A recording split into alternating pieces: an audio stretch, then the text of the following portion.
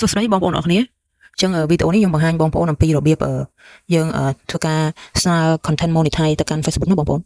ចឹងសូមបងប្អូនធ្វើតាមខ្ញុំមកចឹងរបៀបនៃការស្នើ content monetize ទៅកាន់ក្រុមហ៊ុន Facebook ចឹងជាដំបូងសូមបងប្អូនចូលកន្លែង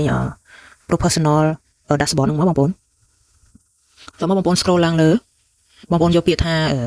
monetize បន្ទាប់មកបងប្អូន scroll ឡើងលើទៀត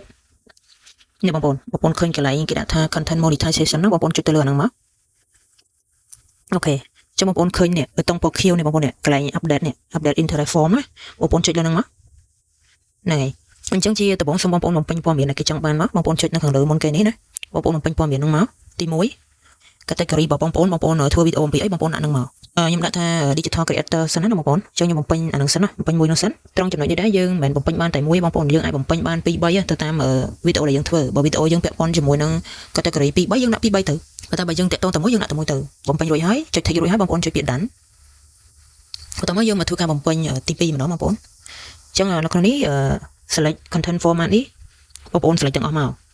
ហើយយើងរកលុយទៅតាមអីខ្លះអញ្ចឹងតាមរយៈការ po reel photo tag post តាម state តាម story អីចឹងណាបងប្អូនអញ្ចឹងបងប្អូន take យកទាំង4មកហើយចុចពាក្យ done មកដល់ប្រអប់ទី3បងប្អូនចុចលើហ្នឹងមកបងប្អូនធ្វើការទៅយក form ហ្នឹងណាform ហ្នឹងចាំខ្ញុំដាក់ឲ្យណាបងប្អូនណាដាក់នៅក្រុមវីដេអូហ្នឹងឲ្យអញ្ចឹងយើងបំពេញ form ហ្នឹងមកសម្រាប់ page យើងដាក់ថា page បើយើងដាក់នៅក្នុង profile Facebook យើងដាក់ profile Facebook ចឹងណាបងប្អូន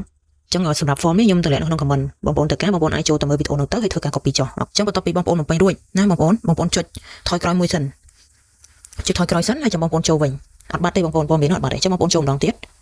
នេះខ្ញុំបងប្អូនវានៅជាប់នៅនឹងតែដោយសារមិញហ្នឹងពេលដែលយើងធ្វើការបំពេញវាអត់អាចឲ្យយើងចាធ្វើការ submit នៅក្នុងហ្នឹងតែម្ដងទេអញ្ចឹងបងប្អូនបំពេញរួចបងប្អូនថយហើយចាំចូលមកវិញហើយបងប្អូនអត់មានត្រូវធ្វើអីទៀតទេណាបងប្អូនណាអាចធ្វើការ submit បានអញ្ចឹង submit រួចគឺរួចរាល់ហើយបងប្អូនអញ្ចឹងខ្ញុំសូមធ្វើការចុច submit អូខេនេះបងប្អូនណានេះ submit interest យើងគឺបាន submit រួចរាល់ហើយណាបងប្អូនណាអញ្ចឹងបងប្អូនធ្វើការបន្ត post វីដេអូបងប្អូនជាធម្មតាទៅហ្នឹងហើយអញ្ចឹងវីដេអូរបស់ខ្ញុំពាក់ព័ន្ធជាមួយនឹងការស្នើ content monetize របស់យើងគឺចប់តែប៉ុណ្្នឹងហើយបងប្អូនណាសង្ឃឹមថាបងប្អូនអាចមើលតាមវីដេអូនេះហើយយល់បើសិនជាមានចម្ងល់អីអាច comment សួរបានអរគុណ